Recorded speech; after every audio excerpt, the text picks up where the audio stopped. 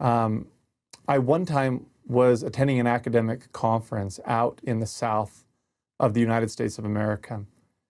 In the South, they drink a lot of iced tea, the good sweet tea. We sat down for a lunch at this academic convention. There's literally thousands of professors and PhD holders there. And I sat down and I had on a BYU shirt. And I sat at a table with, I think there was 10 people seated at these round tables. And I didn't know the people, they didn't know me. And we start chatting and making small talk. And they see the Y on my shirt and they say, "Oh, are you from Yale?"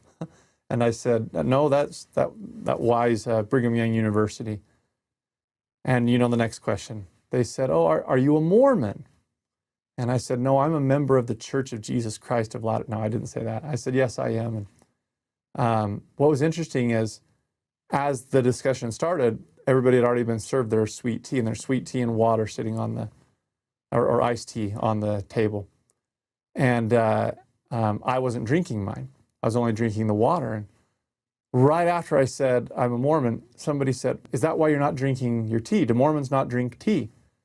And I said, "Yeah, we don't. As part of our faith, we don't drink tea." And you know the next question. They said, "Why? Why?"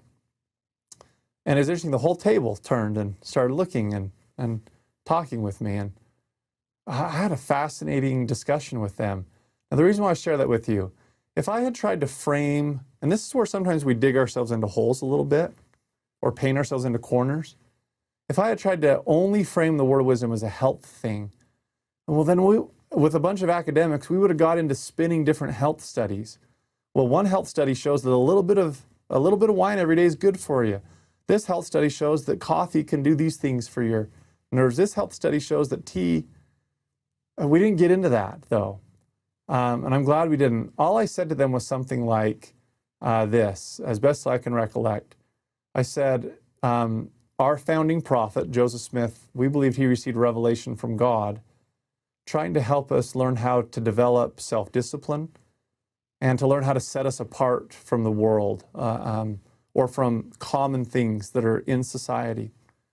And I said, so we don't drink things like tea or coffee. We don't drink alcohol. We also don't smoke or chew tobacco.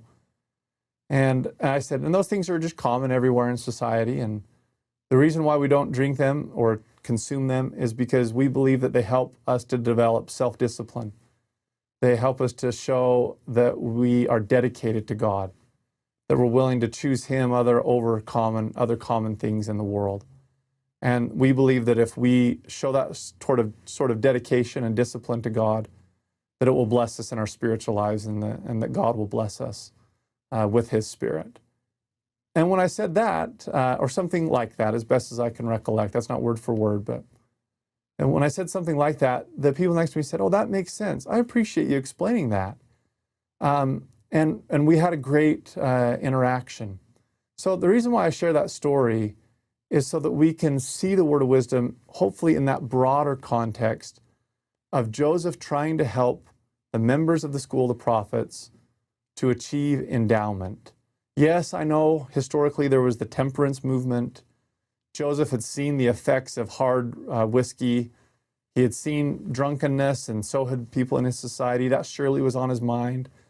But the major thing on his mind was, how do I help people to become dedicated to God, disciplined, sanctified, pure? And this was a revelation that would help in that.